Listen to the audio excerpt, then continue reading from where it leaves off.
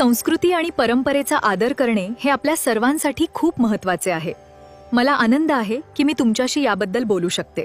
मुंबई आणि नागपूरला जोडणारा समृद्धी महामार्ग, महाराष्ट्राच्या प्रगतीचं प्रतीक.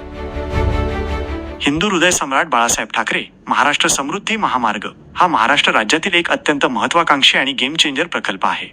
हा महामार्ग राज्याची उपराजधानी नागपूर आणि राजधानी मुंबई यांना जोडणारा वेगवान दुवा आहे. या मुख्य वैशिष्ट्ये: एकूण लांबी 701 किलोमीटर.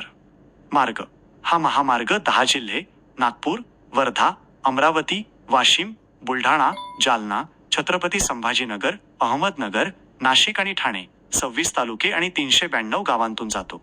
वेग मर्यादा: सपाट प्रदेशात 120 किलोमीटर तास आणि डोंगराळ भागात 100 किलोमीटर तास. यामुळे नागपूर ते मुंबई हे अंतर आता केवळ 8 तासांत पार करता येते.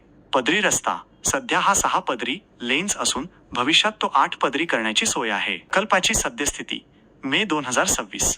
पूर्णत्व: 701 किमीचा संपूर्ण मार्ग आता वाहतुकीसाठी खुला झाला आहे.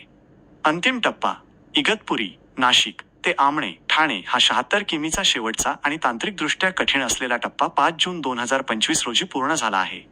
कनेक्टिव्हिटी: सध्या वाडपे इंटरचेंजचे काम प्रगतीपथावर असून मुंबई आणि नवी मुंबईतील प्रवाशांसाठी पर्यायी मार्गांची सोय करण्यात आली आहे. प्रवाशांसाठी सोयी आणि सुविधा: इंधन आणि विश्रांती: मार्गावर ठराविक अंतरावर पेट्रोल पंप, चार्जिंग स्टेशन्स आणि खाण्यापिण्याची सोय असलेली वेसाइड अमॅनिटीज केंद्रे उभारली आहेत. सुरक्षा: हायटेक सीसीटीव्ही कॅमेरे, इंटेलिजंट ट्रॅफिक मॅनेजमेंट सिस्टीम आणि आपत्कालीन मदतीसाठी दर 5 किमीवर टेलिफोन बूथची सोय आहे.